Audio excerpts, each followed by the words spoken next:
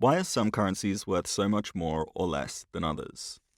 As of March 2019, $1 buys just one third of a Kuwaiti dinar, but it will get you 6.7 Chinese yuan, 52 Philippine pesos, 14,000 Indonesian rupiah, and a whopping 42,000 Iranian rial.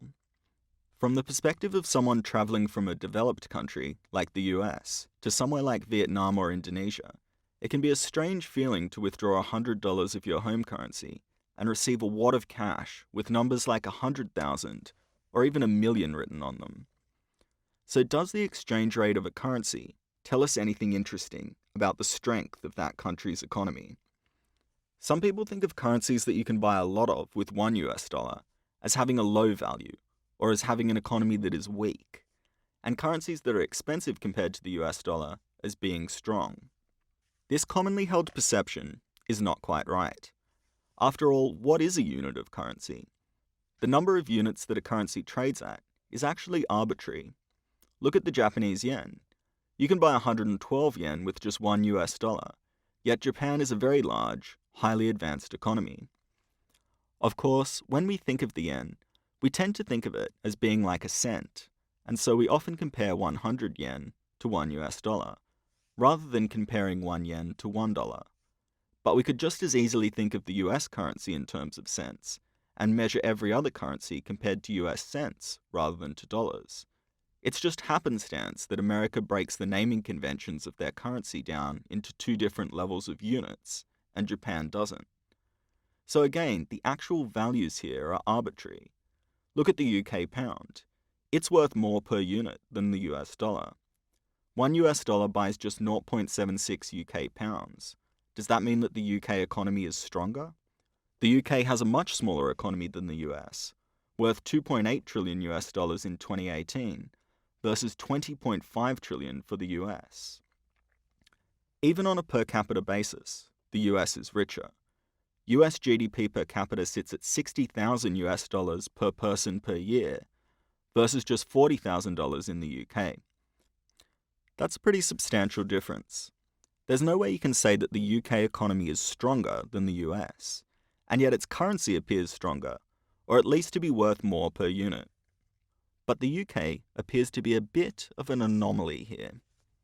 Although the relative values of currency are arbitrary, there does seem to be some truth to the idea that currencies you can buy a lot of with $1 tend to have a lower GDP per capita. So let's visualize the data. It's far from a hard and fast rule, but when we look at the data does appear to tell a story of a clear correlation between low value per US dollar and low GDP per capita. On the x-axis, we have GDP per capita, and on the y-axis, we have the number of units of a currency you can buy with $1. Because there is so much variation between the highest and lowest values, for both GDP per capita and exchange rate, we have placed both of these values on a log scale. So why does this correlation exist? It wasn't always this way. Let's take our data story back in time to 1960. Our scatter plot is now a scattered mess. It doesn't look like there's any correlation here at all. So in 1960, most of Western Europe, the US, Canada, Japan, and Australia were under the Bretton Woods monetary system. The Bretton Woods system pegged currencies to gold and only allowed them to fluctuate within a narrow band. This kept exchange rates relatively stable. So we see between 1960 and 1971, when the US terminated the convertibility of their dollar to gold, effectively ending the Bretton Woods system, that there is very little movement in exchange rates. Our dots still drift to the right, because over time most countries are slowly getting richer, but there's not too much movement along the y-axis. From the 1970s onwards, we start to see dots drifting upwards as well, especially among poorer countries with GDP per capita less than 5,000 US dollars. This upward drift of poorer countries means that $1 is starting to buy more and more of their currency. In other words, their currencies are losing value. The culprit here is largely inflation. This is often a sign of economic mismanagement by governments, which is more common in developing countries. Governments that mismanage the economy often run large budget deficits, which are then financed by printing more money. Because they have created more money, the money in circulation becomes less valuable, so their currency is devalued. There are exceptions to this, and the US is also guilty of running large budget deficits and financing them by printing money. So far, the US has been insulated from some of the inflationary effects of its money printing behavior.